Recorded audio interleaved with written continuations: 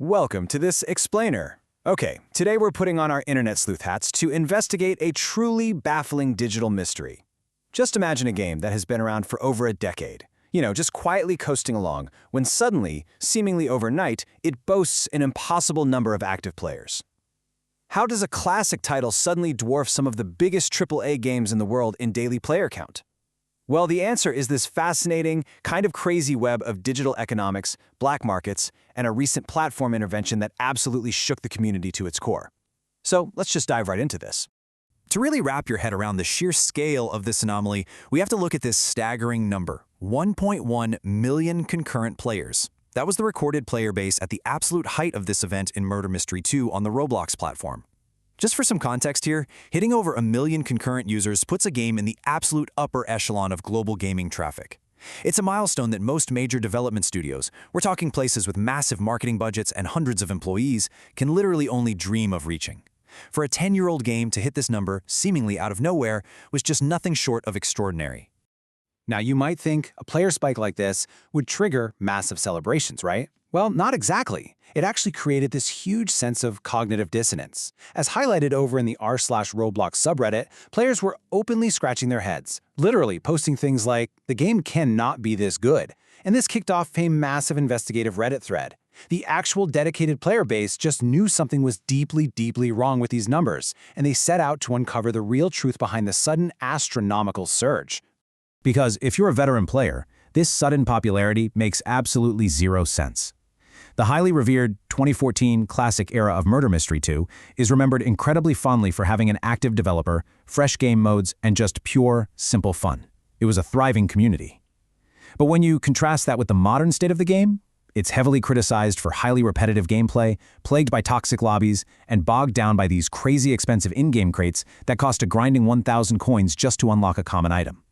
It just isn't the kind of welcoming, highly engaging environment that organically attracts a sudden million new players in a matter of days.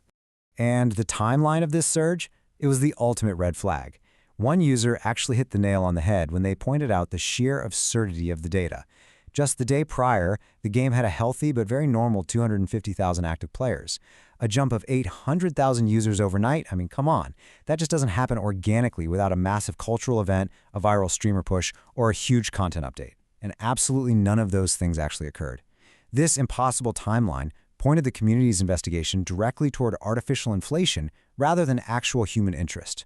So after some serious server hopping and active observation by the community, the overwhelming consensus was honestly shocking. They estimated that a whopping 90% of this massive player base consisted entirely of automated bots.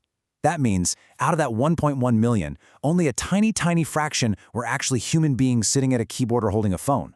The vast, overwhelming majority were just automated scripts silently infiltrating the servers. Which brings us to the million-dollar question. Literally. Why? Why would anyone go to all the trouble of programming and deploying hundreds of thousands of bots into a simple game of murder mystery? Operating bot networks at this kind of scale takes serious resources. You need time, programming knowledge, and significant server power to keep hundreds of thousands of fake accounts running continuously. This forces us to ask about the motive behind our digital crime scene.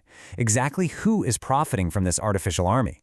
Well, it turns out the whole operation is a highly lucrative black market pipeline functioning in 3 really systematic steps. Step 1, the bots enter servers, glitch under the map or just teleport around, and autonomously collect dropped coins while completely avoiding being killed. Step 2, all those farmed coins are hoarded to buy those super expensive in-game crates we mentioned earlier, eventually unlocking rare weapons and high-tier skins. And finally, Step 3, these rare digital items are taken right off the platform and sold for actual real-world currency on third-party black market sites. These bad actors essentially took a children's game and converted it into an automated, highly efficient money-printing machine. And get this, these bot networks aren't just farming quietly in the background. They are incredibly aggressive. The actual human players are being actively targeted. As one user noted, the bot networks use automated friend requests as an advertising vector. They'll create accounts with display names that literally spell out URLs, like visit site for MM2 weapons, just aggressively spamming the remaining real players and trying to funnel them straight to these shady, unauthorized third-party marketplaces. Collateral damage. The real humans left behind. Because you see, this massive underground economy is far from a victimless operation, and the actual human players are the ones suffering the day-to-day consequences. The gameplay experience just deteriorated significantly, leaving players to navigate a total digital wasteland.